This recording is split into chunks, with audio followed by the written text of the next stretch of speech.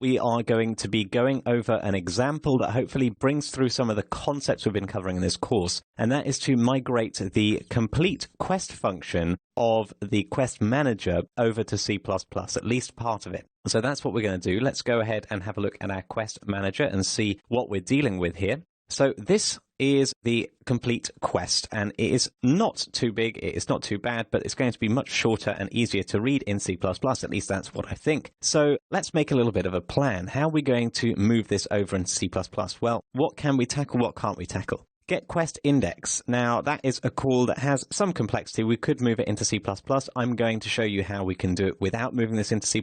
Just have this as a blueprint implementable event. Then if we go back to complete quest, we also see that we have this call to the complete quest event. And we don't know how to do events yet. We are going to do that in a later module.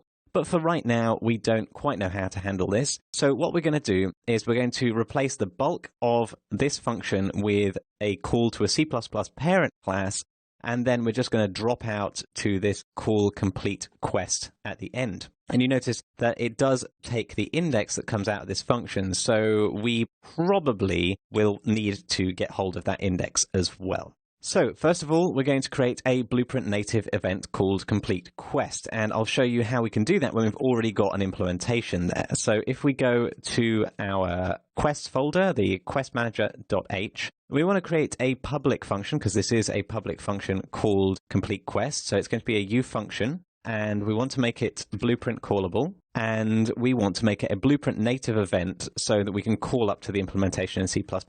Now, as much as possible, we want to try and match the signature of this function. So it's not pure. If I drop down here, it's also not const. It is public. We've put it in the public section, so that's correct. It has no output, so that's going to be a void return type. It is called complete quest, and we can do that with camel case, complete quest. And then we have two arguments. We have the quest ID and complete whole quest, which is a Boolean. Neither of these are passed by reference. You can see this by expanding them out. There's no pass by reference, so we're going to try and match that and not pass by reference. So we're going to have an f name called quest ID, and then we are going to have a complete whole quest. I'm just going to copy that, which is going to be a bool complete whole quest, like so. So once that signature has been written, I'm going to go ahead and copy the signature into the bottom of our implementation file. Again, remembering that it has to be suffixed with underscore implementation when we are dealing with Blueprint native events. That's how it works.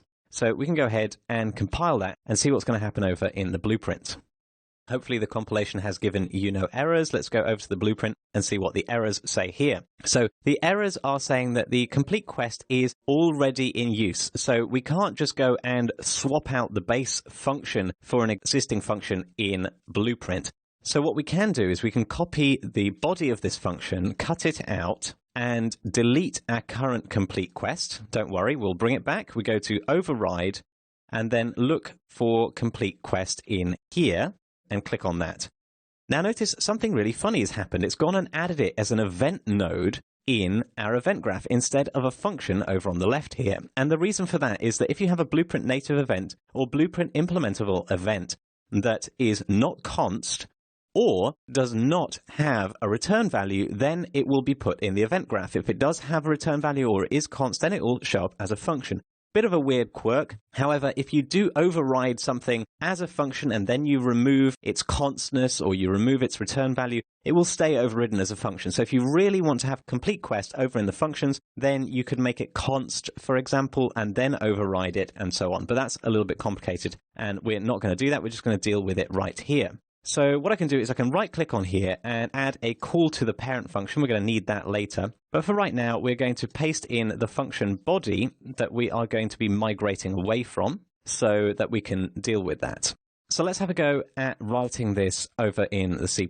So the first thing we're doing is getting this quest index. Okay, that already presents a problem because getQuestIndex is a function that exists only in Blueprint. So we're going to repeat the same process. GetQuestIndex, I believe, is a private function. So let's go and add a private section just below our tick in the C++ header file. And we're going to create a U function that is a blueprint callable. And it is going to be blueprint implementable event because we do not need to have a C++ implementation here. And then we have the input name is going to be the quest ID. So what's the name of our function? It returns an index. So this is slightly problematic because the return value is called index, and that's not going to match up with the return value from C++, which is going to be an int32. So by default, the way we can handle this is to just rename this return value of index to return value. And that is a special name that will match up with the return value of our C++. So now, otherwise, we know that this is a pure function. It's not const, it's private. So what we're going to do is we're going to try and match that as best we can. We're going to make it a get quest index, and it is taking not by reference an f name, which is called quest ID. So that is trying to match it as best we can, match the signature. And we are going to have to re-implement it again, but it's trying to keep the signature the same so that other places that are calling get quest index will update and use the C++ version. Now you'll notice that I'm trying to match it to be a private function, but actually a private function cannot be a Blueprint implementable event. So we're going to have to make this protected, which is going to change the signature slightly, but I think isn't going to matter for any of the calling functions, and we're going to have to re-implement the body anyway. It's not just going to slide in and use the implementation that already exists there in Blueprint. So let's go back to Blueprint, see what errors we are getting here. It is saying that get quest index is already in use. So as I said, it's not going to just slide in under that implementation and be happy. The access specifier is also changed, cannot order return parameters, something about that. Well, let's do the same process here. We're going to cut the body and delete our getQuest index and override getQuest index. And notice that because it has a return value, it shows up in the list of functions instead of being in the event graph. And we don't need this call to the parent function because we actually don't have a parent function in this case. And let's paste in the body and hook up the nodes as they were hooked up before. So the quest ID went here. You could take a screenshot if you were unsure and didn't want to lose any work. And we don't need this return node because we're going to use these return nodes, and they have come unhinged. So we're going to get the array index there is that return value, and -1 for when we don't find anything in the array. So let's compile and save that. And one thing that I forgot to do here is to make this Blueprint pure. So as well as Blueprint callable, Blueprint implementable, if I change Blueprint callable to Blueprint pure, that also implies that it is Blueprint callable. So if we go ahead and compile that, that should hopefully fix the last few errors that we have here about calling to get quest index. So let's try and compile that. And finally, these last places where we're getting an error, if we right-click on them and do refresh node, you can see it just has to update there. We'll do it with the other error place. So right-click, refresh node, and reconnect. And finally, now we can go back to our event graph and try and move this stuff over into C++. So the first thing is we're getting a quest index. So let's go over to our C++ and implement that. So we want an int32 quest index, which we're going to do by doing get quest index, and we're passing in our quest ID. Then we are going to get from our quest list via the quest index. So we're going to get particularly a quest. So it's going to be f quest info, which is our quest. We're getting that from the quest list, and we're doing that with the quest index. Then we have an if statement that is conditional on the complete whole quest. So if complete whole quest, then what we are going to do is we're going to go ahead and in one case, we're going to update the member with the progress set to the total.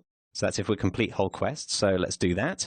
So that's going to be quest list quest index dot progress is going to be equal to the quest dot progress total. Then, on the other hand, we are incrementing progress. Now, this is a function, but we can easily expand this out here because it's not nearly so verbose in C++. So this is the else.